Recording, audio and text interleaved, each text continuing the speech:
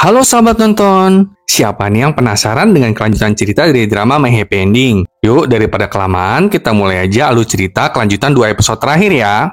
Kita dibawa ke saat-saat Jaewon masih remaja. Dia mengungkapkan keinginannya untuk menjadi orang dewasa yang dapat membantu orang lain. Dan impiannya tentang memiliki keluarga yang bahagia. Ayahnya pun mendukungnya. Bakalan beneran happy ending nggak ya seperti judul di dramanya? Gimana menurut sahabat nonton? Kembali ke pengadilan. Karena rasa sayang dan rasa bersalah yang mendalam, ayah Jaewon langsung begitu aja mengakui kalau dia yang membunuh ibu Jaewon. Tentu, pengacara langsung menepis pernyataan itu. Jaksa terus menekan Jaewon dengan pertanyaan, jadi kamu bisa bedain nggak kenyataan sama halusinasi? Jaewon jawab, ya bisa dong, ini aja kan saya lagi jawab pertanyaan jaksa. Jaewon juga bilang, kalau banyak orang di luar sana mengalami kesehatan mental, tapi orang lain hanya menghakimi saja seenaknya, tanpa memedulikan keadaan mereka. Padahal penyakit mentalnya saja sudah menyebabkan penderitaan besar buat dirinya sendiri dan keluarganya. Setelah selesai sidang, pengacara bilang kalau mereka bisa kalah. Apalagi setelah ayahnya mengaku tadi. Jadi mereka harus menemukan saksi yang benar-benar jitu untuk membalikan keadaan.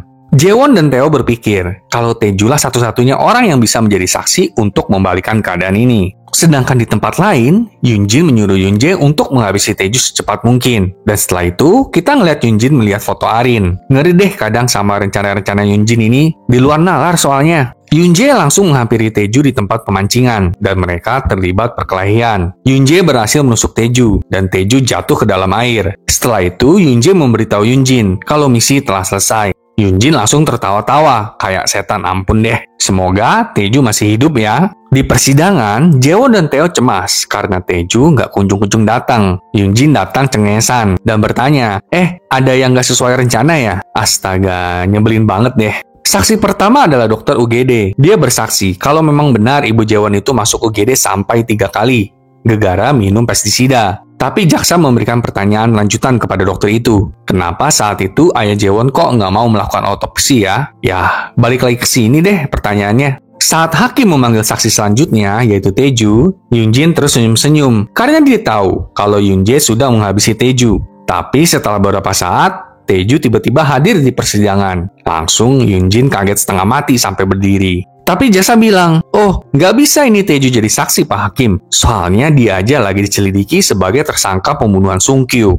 Pak Hakim kemudian bertanya ke Tae-ju, benar nggak yang dikatakan oleh jaksa? Tae-ju jawab, benar, saya memang seorang buron kok, tapi saya di sini karena saya nggak bersalah. Nah, berdasarkan hukum, kalau tersangka kasus pembunuhan yang tidak berkaitan dengan kasus yang lagi dibahas sekarang itu, bisa diinterogasi sebagai saksi. Jadi, Pak Hakim menerima Tae-ju sebagai saksi. Saat ditanyai pengacara, Tae-ju mengaku kalau dia adalah teman berjudi ibu Jaewon. Tae-ju juga bilang kalau ibu Jaewon memang sengaja meminum pestisida untuk nakut-nakutin suaminya, supaya suaminya terus memberinya uang. Ibu Jaewon juga bilang, katanya pestisida yang dicampur dengan air nggak akan membuat dia mati. Sepertinya kesaksian Tae-ju ini bisa membantu ayah Jaewon. Dan setelah menjadi saksi di pengadilan, Tae-ju langsung ditangkap sama Sujin. Hari itu juga Pak Hakim terhormat ini menyatakan kalau ayah Jaewon tidak bersalah mengenai pembunuhan ibu Jaewon. Duh, lega banget ya mendengar hal ini. Hakim juga menjatuhkan hukuman 1 tahun penjara karena penipuan asuransi. Tapi hukumannya akan ditangguhkan selama 3 tahun dari tanggal putusan akhir dan konklusif. Artinya, ayah Jaewon dibebaskan bersyarat. Tentu saja itu membuat Yoonjin gerah. Malam itu, Jaewon, ayah Jaewon, dan Tae-oh akhirnya bisa makan malam bersama. Saat Jaewon mengangkat telepon, ayah Jaewon memberikan banyak minum kepada Tae-oh. Tae-oh jadi agak teler gitu kan. Nah, di sana, Tae-oh jujur tentang perasaannya kalau dia menyukai Jaewon dan ingin Jaewon bahagia. Jaewon lalu mengeluarkan dompet Tae-oh beserta name tag nama Jaewon yang dulu, yaitu So Yoonjin. Jaewon tanya, dari mana Tae-oh mendapatkan name tag itu? Dan akhirnya Tae-oh cerita, kita dibawa ke kilas balik saat Tae-oh yang masih kecil dibully sama teman-temannya sampai ke tepi sungai. Tapi di sana, Jaewon tiba-tiba datang dan membela Tae-oh. Sebelum mereka berpisah, Tae-oh meminta name tag Jaewon. Karena Jaewon juga akan mengganti namanya, maka Jaewon memberikan name tag itu kepada Tae-oh. Dan dari sanalah Tae-oh mulai menyukai Jaewon. Keesokan harinya, Yoonjin menerima foto dari Jaewon saat Sunyoung diikat di gudang kemarin itu. Langsung Yoonjin menemui Jaewon di gudang itu. Jaewon bilang kalau dia punya keseluruhan video tentang hari kematian Sunyoung. Jaewon berharap kalau Yoonjin akan bertobat dan menyerahkan diri. Tapi dasar emang Yunjin, ya dia nggak mau. Dia bilang, ayahnya sudah menerima hukumannya kok, kenapa sekarang dia harus repot-repot? Di sisi lain, Theo datang ke rumah Jaewon dan mulai beresin rumah Jaewon. Jaewon pulang dan berterima kasih karena Theo melakukan hal itu untuknya. Di kantor polisi, Taeju tiba-tiba kesakitan, terjatuh dan mengeluarkan busa dari mulutnya. Langsung para polisi menyelamatkannya. Keesokan harinya, Yunjin tiba-tiba mengundurkan diri dari posisi CEO di Reef. Apakah abis ini Yunjin akan mengincar Arin ya? Astaga, Yunjin. Di sisi lain, Taeju masih selamat dan dia ada di rumah sakit. Di rumah sakit, satu polisi menjemput Taeju yang akan dipulangkan hari ini. Tapi Taeju membuat pingsan polisi ini dan melarikan diri. Taeju langsung menghubungi Yunjin dan meminta uang kepadanya untuk ditukar dengan video asli kematian Sunyong. Tapi Yunjin bilang loh, Jaewon juga punya video itu. Tapi Taeju bilang, halah, Jaewon mah nggak bakalan umbar-umbar video itu kemana-mana. Karena kan takut nanti dilihat oleh Arin. Tenang aja lah, dan mereka akhirnya bersepakat untuk bertemu. Dan ternyata, Taeju sama Sujin udah kong kali kong duluan untuk membuktikan kejahatan Yunjin. Jadi, semua yang terjadi mulai dari pingsan di kantor polisi, membius polisi, dan melepon Yunjin tuh semuanya adalah ide Jaewon dan Sunjin. Semoga aja ya kali ini berhasil untuk mengungkap kebejatan Yunjin. Taeju akhirnya bertemu dengan Yunjin dan Yunjae. Yunjin membawakan Taeju uang sesuai permintaan Taeju, dan Taeju juga memberikan USB untuk ditukar dengan uang. Setelah itu, Taeju mulai nih memprovokasi Yunjin dengan keinginan Yunjin mendapatkan Arin, dan bagaimana Yunjin membunuh Sungkyu, supaya Yunjin mengaku kan. Nah, di dekat sana, Sujin, Jaewon, dan Theo juga mendengarkan percakapan mereka dari ponsel Taeju. Setelah secara tidak langsung mengakui pembunuhan Sungkyu, Yunjin menyuruh Yunjae untuk membunuh Taeju. Tapi segera Sujin, Theo, dan Jaewon mendatangi mereka. Melihat itu, Yunjin langsung kabur begitu aja. Dan Yunjae pun berhasil ditangkap. Setelah itu, Yunjin diberitakan menjadi buronan yang telah membunuh Sungkyu. Sekarang kita melihat kalau Jaewon mulai kembali menduduki posisi yang memang miliknya dari awal, yaitu menjadi CEO di Reef. Selamat ya Jaewon, walaupun Yunjin belum ditemukan. Jaewon bekerja dengan giat dari pagi, siang, malam seperti dulu. Dan tibalah ke hari di mana Jaewon akan menjemput Arin di bandara. Kita juga ngeliat kalau Yunjin udah ngetem di bandara untuk menculik Arin nih. Theo langsung nelpon Jaewon dan bilang kalau jam kedatangan Arin tuh ada di sosial media saudaranya. Jaewon langsung jadi panik kan? Dan benar aja, Yunjin akhirnya menghampiri Arin. Jaewon telat sampai ke bandara, sehingga Yunjin sudah membawa Arin. Di mobil, Arin terus menanyakan Jaewon dan meminta Yunjin untuk menelepon ibunya. Tapi ya tentu saja, Yunjin mengalihkan perhatian Arin. Jaewon yang tahu kalau Yunjin menculik Arin langsung menelepon Theo, dan Theo segera melaporkan hal ini kepada Sujin. Sujin langsung bergerak cepat untuk menemukan Arin. Sujin melacak Yunjin dari CCTV bersama dengan Theo, dan di waktu yang sama Yunjin menelepon Jaewon. Yunjin mengatakan kalau Arin baik-baik saja, dan sampai sekarang, Arin belum tahu kebenaran tentang Sunyong. Yunjin juga bilang kalau Arin sudah ada di rumah Jaewon. Jaewon langsung bergegas pulang ke rumahnya dan akhirnya bisa bertemu dengan Arin.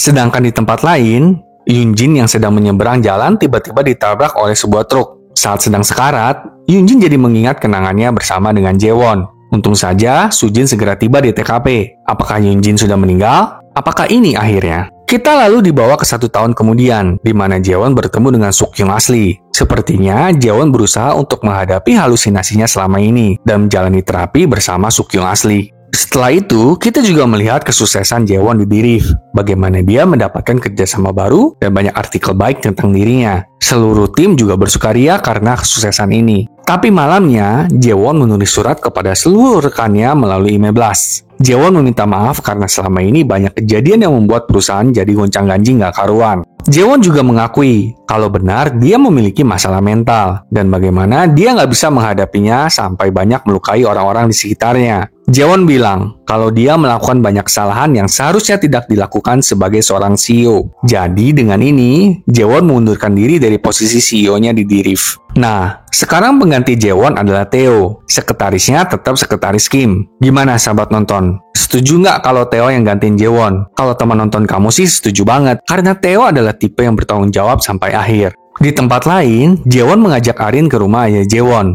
Mereka bersenang-senang bersama. Di sana, Jaewon juga meminta ayahnya untuk tinggal bersama. Dan dari percakapan mereka, kita tahu kalau sampai sekarang Arin masih belum diberitahu apa yang sebenarnya terjadi kepada Sunyoung. Walaupun sekarang tampak baik-baik saja, tapi teman nonton kamu merasa kalau Jaewon tuh belum menemukan happy endingnya. Mungkin itu juga yang dirasakan oleh ayah Jaewon, sehingga ayah Jaewon menyuruh Jaewon untuk pergi healing gitu. Jaewon tentu menolaknya, karena dia ingin bersama dengan Arin. Tapi Arin bilang, aku memberikan waktu ibu untuk berlibur. Jadi, pergilah ibu. Arin tuh dewasa banget ya sahabat nonton. Akhirnya, Jaewon beneran pergi healing. Walaupun Jaewon masih ngelihat Sukyung, dan sekarang ditambah dengan melihat ibunya. Tapi Jaewon sadar, kalau itu semua hanya halusinasinya saja. Tae juga menghampiri ayah Jaewon. Di sana, dia mengungkapkan bagaimana dia sangat mengkhawatirkan Jaewon dan merindukan Jaewon. Ayah Jaewon bertanya alasannya. Apa sih kok Tae tuh tetap aja memilih jalan yang sulit ini? Terus Tae jawab, karena dirinya sangat menyukai Jaewon. Wah, luar biasa banget ya cinta Tae ini. Suatu hari, Jaewon berencana untuk menghadapi kebenciannya kepada ibunya. Jadi, Jaewon mengajak ilusi ibunya berbicara. Dia bilang, kalau saat usia 8 tahun, ibunya mencoba untuk membunuhnya. Jaewon lalu melampiaskan kemarahannya, kebenciannya, dan semua tanda tanya tentang ibunya itu. Jaewon juga menuntut ibunya untuk meminta maaf kepada dirinya. Ibunya akhirnya meminta maaf, dan dia bilang, sebenarnya sebelum Arin lahir, ibunya udah ingin meminta maaf, tapi ibunya tidak melakukannya saat itu. Ibunya juga bilang, kalau dia melakukan hal itu bukan karena dia tidak mencintai Jaewon, dan beberapa kali memohon maaf kepada Jaewon. Ibunya juga bilang, mulai hari ini, lupakan semua kenangan buruk, dan ingatlah hanya hari-hari yang baik. Jaewon sadar kalau ibunya itu hanya delusi yang dia ciptakan sendiri. Tapi Sukyung bilang, loh, itu bagus. Itu langkah yang bagus, Jaewon. Kamu memutuskan untuk melangkah maju. Akhirnya, Jaewon kembali ke kehidupannya dan memberanikan diri untuk mengajak Arin ke kolumbarium Sunyoung. Jaewon juga dengan perlahan memberitahu Arin kalau Sunyoung sudah pergi ke tempat yang lain. Dan Jaewon meminta maaf kepada Arin kalau dia nggak bisa memberitahu Arin lebih awal. Arin akhirnya tahu kalau Sunyoung sudah meninggal. Sedih banget ya.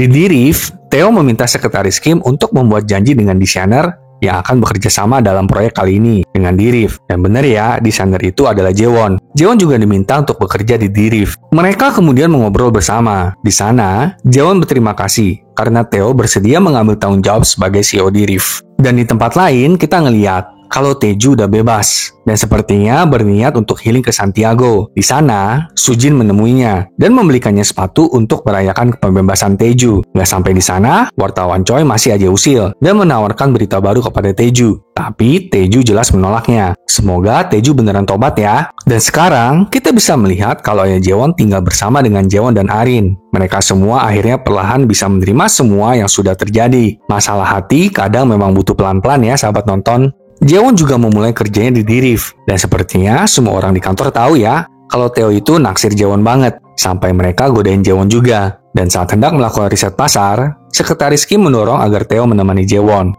Tentu saja mereka akhirnya pergi bersama. Di sana, Jaewon bilang terima kasih kepada Tae, karena dia merasa kalau selama ini sudah sia-siain kehadiran Tae. Tapi Tae tuh tetap aja dengan sabar bilang, kalau dia akan selalu ada buat Jaewon. Jaewon bilang, aku ini tuh sakit. Tapi Tae juga bilang, loh, kamu punya banyak sifat baik juga di samping penyakitmu. Penyakitmu itu hanya bagian kecil dari dirimu saja. Itu bukan keseluruhan dirimu. Jadi jangan pakai alasan itu untuk menolakku. Aku akan terus menunggumu, Jaewon. Duh, manis banget ya Tae ini. Akhirnya Jaewon luluh juga ya. Dan dia bilang kalau mungkin akan butuh waktu yang lama. Ya artinya Jaewon bersedia membuka hati untuk Tae. Tapi ya nggak tahu kapannya. Nggak apa-apalah ya. Yang penting ada secercah harapan. Di akhir sesi konseling dengan Sukyung, Jaewon akhirnya menyadari kalau awalnya dia mencurigai ayahnya, Sunyoung dan Tae. Tapi pada akhirnya, mereka bertigalah orang yang paling berharga bagi dirinya. Sukyung juga mengatakan agar Jaewon tetap harus melanjutkan pengobatannya. Jaewon juga berterima kasih kepada Sukyung. Dan sekarang di tepi laut, kita lihat kalau Jaewon perlahan melepaskan halusinasinya tentang Sukyung. Dan ada kata-kata bagus nih sahabat nonton. Jaewon akhirnya mengerti kalau dalam hidup tuh nggak ada yang namanya happy ending. Karena kita bisa aja hari ini bahagia, besok menghadapi cobaan. Besoknya lagi bahagia. Yang terpenting tuh kadang bukan apa yang kita rasakan atau hadapi, tapi dengan siapa kita menghadapi kebahagiaan dan cobaan itu lebih penting. Jadi yuk, Kita hargai orang-orang yang ada di sekitar kita, terutama orang-orang yang benar-benar menyayangi kita. My Happy Ending berakhir di sini, sahabat nonton. Teman nonton kamu juga mau menyapa orang-orang yang mungkin kelelahan atau memiliki masalah mental. Tenang, kamu nggak sendirian. Bahagia itu bukan keharusan kok. Bersyukurlah yang adalah keharusan. Sampai jumpa di drama lainnya ya, sahabat nonton. Sampai jumpa.